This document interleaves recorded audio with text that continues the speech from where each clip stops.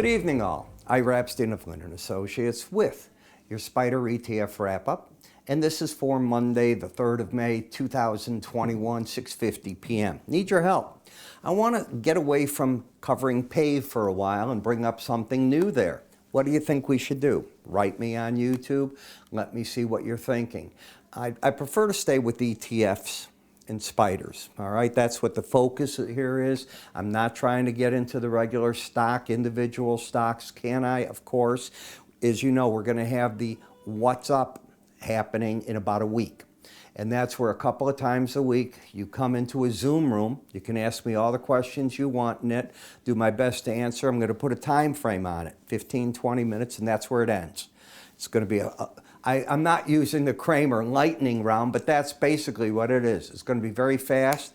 If you got something, fine. If nobody shows up, I guess I don't have to worry about it. But there'll be a lot of people there. And I'll talk about how you get in and everything to it, and it will be free for you, so you'll be able to do that. Bitcoin today. Bitcoin launched a macro contract. Now, the regular size contract on futures is 5 Bitcoin. So that's a value of roughly $260,000 to $280,000 right now. The new contract is 1/10 of 1 Bitcoin. So it's 1/50th the size of 5 coins. It adds a value on the futures contract, full cash value, about $7,000. You think it's not going to be popular? It swarmed the market today. I think it was 7,000 to 8,000 contracts traded in the May. You normally do only 4,000 in the full size, and people don't even know it's open for trading yet. So this is going to have some legs to it.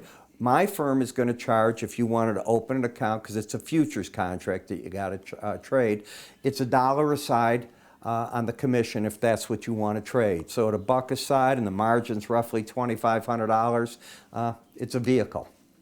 Okay, so as you can see, GAME and XSD playing around here. Might be time for me to drop GME. All the pizzazz is gone. You'll see why in a moment here. Gold came alive with the silver. If you were to ask me why, I haven't the slightest idea. The markets seem to all of a sudden like the PMIs that came out literally in Europe and the United States. Purchasing Manager Index in the manufacturing sector exploded. So people are looking at those materials and they like what they're seeing. Again, with PAVE, I had brought this on back in January, February for you, right in this area.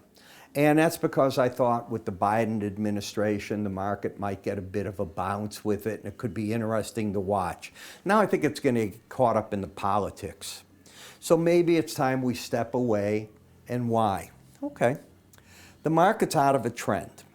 It's got a lower low and a higher high. What else did it do? If we look at the action here on Friday, oh, this is Thursday, I'm sorry, Thursday, you had an outside day to the upside. One of my rules of trading is if you take out the low of an outside day up, it's a bull trap, and the market normally, on my watch, tries to break down to the closest moving average under it. That's the first thing. The second thing is it happens to happen within 2 days after that. It happened the very next day. So now until 2619 is taken out, because you have to have a number that you say to yourself, okay, this idea didn't work. Until that high is taken out, I think the bears want to go short. And I think today was one of the days they might have hit the market for that. I think they'll be looking for the 25.67. I am not saying it's a big play. It's 50, 60 cents. But sometimes they are big plays. But that's what it is. The resistance in the market is the upper Bollinger Band, and the momentum turned down. You lost the momentum in this market. You had an embedded reading, and you lost it on Friday. Generally, if you lose an embedded reading and don't get it back the very next day, the market turns out, from my experience, to be one that is saying it wants to go back to that 18-day average of closes. We'll see. In GAME, all the volatility's gone. This was fun to watch for a while. Not interested in it anymore. Momentum down, bias up, trend up. XSD. So I don't know if you were watching today. I think it was CNBC. I watch so many news stations, everything, Sky, Fox, CNBC. I got a lot of things I can watch. They were interviewing the chairman of Intel. And he got to talking about the shortage of chips. Obviously, we know what's going on, yet prices are coming down. And he was talking about how much his new plant, what a plant was that they were in. They were in one plant that Intel had. And the interviewer said, well, how much is this plant worth? And it was $1 billion. Each machine behind them, and there's, as far as the eye could see, these machines, each one's $5 million. So you figure out how many you've got there. And what, 200 machines? Just the machine. There's more stuff, but it was $1 billion total in the company. And he was talking about phone chips, especially, because they said about cars, which they do.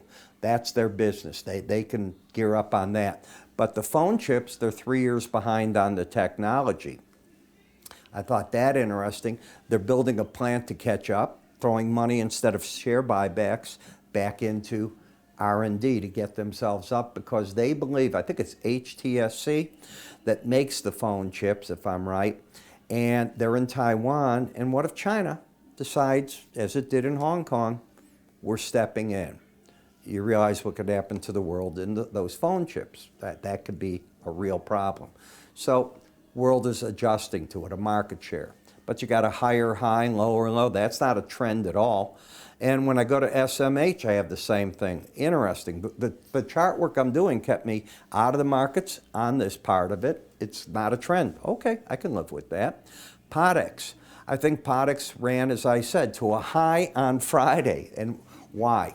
You're overbought. You're into key resistance at the 100-day average. If you can extend further from 1512, maybe you can get to 1546. But I'm bothered that you're not even trying to embed, and today the market right back to the 18-day average. If you take out 1420, you're more or less sideways within that Bollinger Band. At the end of the day, whenever that day ends, this looks to me like a basing action, but we'll see. ESGU, this is the tracks the results of MCSI, USA, and ESG, the focus index, sideways. No trend at all there either. When we come over to the energy sector, you've had an uptrend, higher lows, got to the Bollinger Band, pulled back, came back to that band. I'm not in love with this chart. You're overbought, not trying to embed. The odds of staying over that Bollinger Band are about 5% of the time.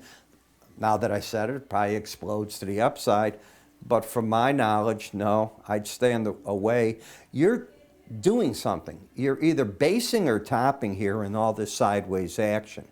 I lean, obviously, to the market being a base because I'm so excited about the opportunities as countries come out of COVID. I know the Indian situation, the Brazilian situation. I get it. I'm so sad about that. We went out to dinner Friday night with one of my wife's friends, and she's a full professor here and medical research person at Rush University. She's going to leave for Harvard, as I understand it, in about a year, only because she wants to teach and do the research. They've offered her already the research there, but she's a full professor, won so many awards.